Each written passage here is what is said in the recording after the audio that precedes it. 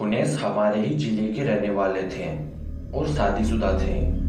उनके परिवार में उनके 2 छोटे भाई, माता पिता, पत्नी और 2 प्यारे प्यारे बच्चे थे। हुनैस कोलकाता में किसी सेठ के यहाँ ट्रक की ड्राइवरी करते थे। उन्हें ट्रक पर माल लादकर दूर दूर के शहरों में जाना पड़ता था। वे बहुत ही मेहनती थे और काम बहुत ही जिम्मेदारी और ईमानदारी से करते थे। उनके काम से उनके सेठ भी बहुत ही खुश थे और हर महीने उन्हें अपने साथ लेकर डाकघर जाते थे और 1000-1200 उनके घर मनी ऑर्डर जरूर करवाते थे। उन्हें इसकी जीवन गाड़ी बहुत ही मजे में चल रही थी। कभी कभी जब उनको माल लेकर लखनऊ और बनारस आना पड़ता तो वे थोड़ा समय निकालकर घर पर भी आ जाते और घर वालों का हालचाल लेने के बाद वापस चले जाते। एक बार की बात है कि हुनैस रात को करीब 10 बजे ट्रक लेकर निकले थे। उन्हें दिल्ली की ओर जाना था। उनके साथ सामू नाम का एक खलासी भी था। हुनैस खलासी को अपने बेटे जैसा मानते थे और उसे ट्रक चलाना भी सिखाते थे।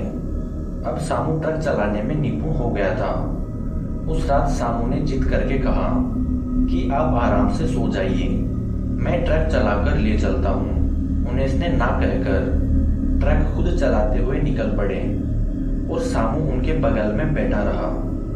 रात के करीब 1 बजे होंगे और ट्रक एक चौड़ी सड़क पर तेजी से दौड़ा चला जा रहा था। अचानक हुनैस को पता नहीं क्या हुआ कि वे सड़क किनारे ट्रक को रोककर बीड़ी सुलगाकर पीने लगे। बीड़ी पीने के बाद वे सामू से बोले कि मुझे नींद आ रही है, इसलिए मैं सोने जा रहा हूँ। तुम एक काम करो, धीरे धीरे ट्रक चलाकर ले चलो। सामू तो ट्रक चलाना ही चाहता था।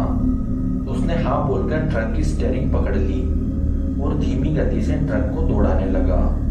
लगभग आधे 1 घंटे के बाद जब सामू को लगा कि अब हुनैस गहरी नींद में सो रहे हैं तो उसको मस्ती सूझी। उसने ट्रक की स्पीड बहुत ही तेज कर दी और गुनगुनाते हुए ड्राइविंग करने लगा। अचानक उसे पीछे एक ट्रक आती दिखाई पड़ी, शायद जिसकी स्पीड और भी तेज थी। उसने सोचा कि शायद पीछे आ रही ट्रक उससे आगे निकलना चाहती है। सामू का खून अभी तो एकदम नया था, वह भला ऐसे क्यों होने दे। उसने भी ट्रक का एक्सीलेटर दबाते हुए ट्रक को और भी तेज दौड़ाने लगा। उसने ट्रक की स्पीड इतनी बढ़ा दी कि अब ट्रक उसके काबू से बाहर हो गया।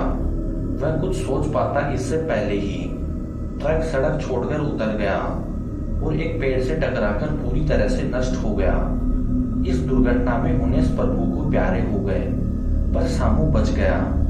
उसे कुछ ट्रक चालकों ने पास के अस्पताल में भर्ती कराकर उसके सेठ को सूचना भिजवा दी थी। सामू 4-5 दिन अस्पताल में पड़ा रहा। उसे अपनी गलती पर बहुत ही पछतावा हो रहा था। उसकी एक गलती से उसके पिता समान हुनैस को अपनी जान गंवानी पड़ी थी। उसका दिल रो पड़ा, पर अब विधि के विधान के आगे वह भी कर क्या सकता है। उसने तय कर लिया कि अब वह जो भी कमाएगा उसका आधा हुनैस के परिवार को दिया करेगा। अस्पताल से छुट्टी मिलने के बाद वह वापस कोलकाता आ गया। अपने सेठ से मिलकर उसने सारी बात बताई और अपनी गलती पर फूट फूट कर रोने लगा।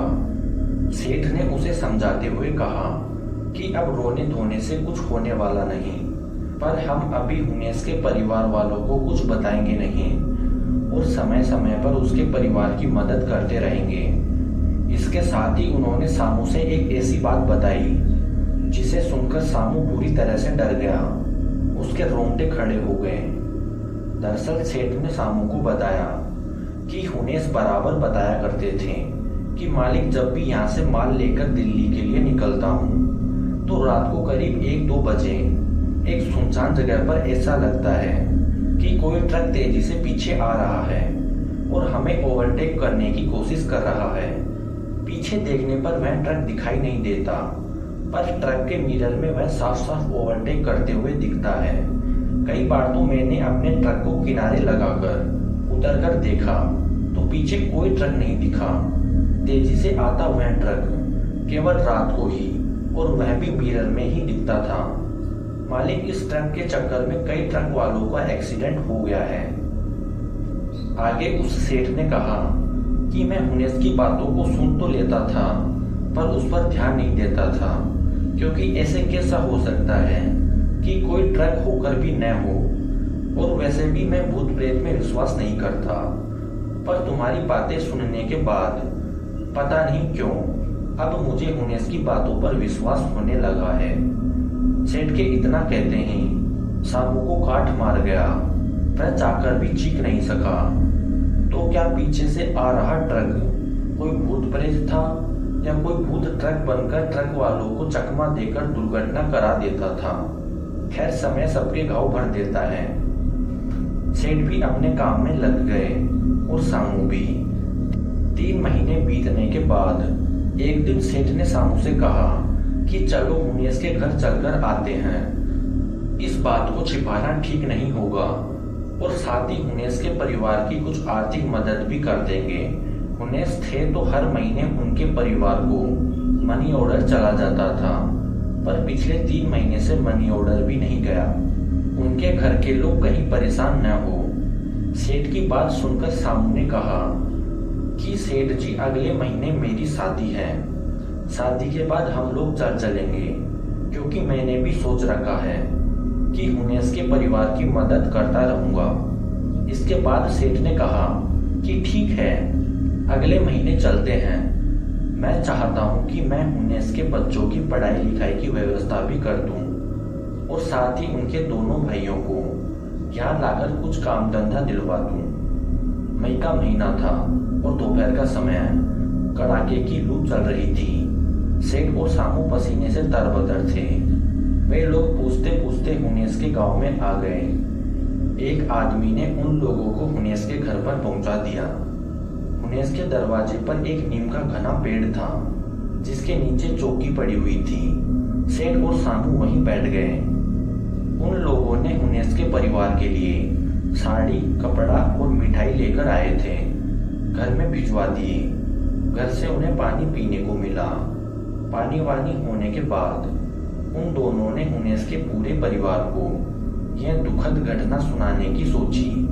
अभी वे लोग कुछ कहने ही वाले थे, तभी डाकिये के साइकिल की घंटी की आवाज आती है, और डाकिया नीम के पेड़ के आगे आकर रुक जाता है। फिर डाकिये ने हुनेस के पिताजी को जयरमी करते हुए मनी ऑर्डर सौंपा। मनी ऑर्डर सौंपने के बाद डाकिया चला गया। डाकिये के जाने के बाद हुनेस के पिताजी ने कहा कि जब लोग आप आ ही रहे थे, तो फिर हुनेस को यह पैसे डाक से लगाने की क्या जरूरत थी? आप लोगों के हाथ से ही भिजवा दिया होता। हुनेस के पिताजी के मुंह से इतना सुनते ही सेठ और सामू दोनों हक्का बक्का हो गए। सेठ ने थूक घोंटकर हुनेस के पिताजी से पूछा, क्या क्या कहा आपने? हुनेस ने मनी ऑर्डर भेजा है?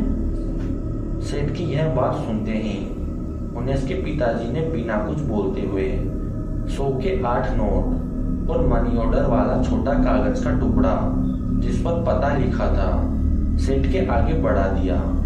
सेठ जल्दी जल्दी उस कागज के टुकड़े को उलट पुलट कर देखने लगा। उन्हें कुछ भी विश्वास नहीं हो रहा था, क्योंकि मनी ऑर्डर के उस कागज पर जो लिखाई थी वह हुनेस की ही थी, और वह पैसा उन्होंने पिछले महीने ही उसी डाकघर से लगाया था, जहां से सेठ और वे बराबर हर महीना पैसा लगाया करते थे। अब तो सेठ एकदम से घबरा गए थे। साथ ही सामू के चेहरे का रंग भी उड़ गया था। उन दोनों को समझ में नहीं आ रहा था कि यह क्या हो रहा है। तभी हुनेस के पिताजी बोल पड़े कि कुछ भी हो, पर भगवान ऐसा लड़का सबको दे।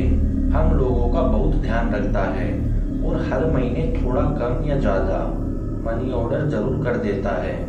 इतना सुनते ही सामू बोल पड़ा, काका, क्या पिछले महीने भी हुनेस ने मनी ऑर्डर किया था?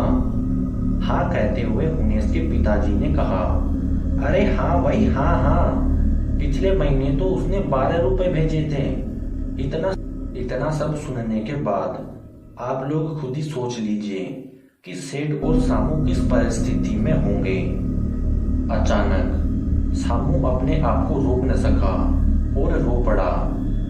सेठ से रहा न गया और वे सामू को चुप कराते हुए खुद भी रो पड़े। उन्हें इसके परिवार वालों को कुछ भी समझ नहीं आ रहा था कि आखिर अचानक ये दोनों रोने क्यों लगे। अब उस नीम के नीचे गांव के बाकी लोग भी इकट्ठे हो गए। सेठ ने थोड़ी हिम्मत करके सारी बात कह डाली। यह बात सुनते ही वहां खड़े लोगों में, विशेषकर महिलाओं में, रोवन पीटन शुरू हो गया। पर अभी भी उनेस के घर वाले यह मानने को तैयार नहीं थे कि पिछले 4 महीनों से उनेस इस दुनिया में नहीं है। अगर उनेस नहीं है तो इन 4 महीनों में जो 3 बार मनी ऑर्डर आए हैं वह किसने भेजा है? हैंड राइटिंग तो उनेस की ही है।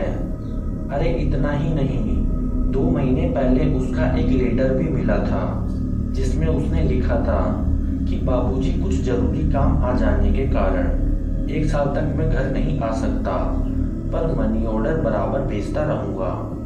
काफी कुछ सांत्वना देने के बाद उनेस के दुर्घटना की पुलिस द्वारा ली गई कुछ तस्वीरों और डॉक्टर की रिपोर्ट के बाद उनेस के घर वाले माने कि अब उनेस नहीं रहे, पर वह भी पूरी तरह से नहीं। गांव वालों और कुछ हितनाथ के कहने सुनने के बाद उनेस की अंतिम क्रिया संपन्न की गई। सारे कर्म विधिवत संपादित किए गए। इसके बाद उनेस जी के दोनों भाई सेठ के पास कोलकाता चले गए। सेठ ने उन्हें एक कारखाने में अच्छे वेतन पर नौकरी दिलवा दी। इसके साथ ही सेठ हर महीने उनेस के परिवार के लिए कुछ पैसे मनी ऑर्डर करता रहा। खैर जो भी, पर अभी भी सामू को यकीन नहीं कि उसका पीछा करने वाला ट्रक कोई भूत चला रहा था और मरने के बाद भी उनेस अपने परिवार को मनी ऑर्डर करते रहे। खैर अब उनेस के परिवार को पूरी तरह यकीन हो गया कि अब उनेस इस दुनिया में नहीं है, क्योंकि अब उनका मनी ऑर्डर और लेटर भी आना बंद हो गया था और इस घटना को भी काफी समय बीत गया। ये कहानी कैसी लगी कमेंट करके जरूर बताएं। लाइक करें और हमारे चैनल को सब्सक्राइब जरूर करें।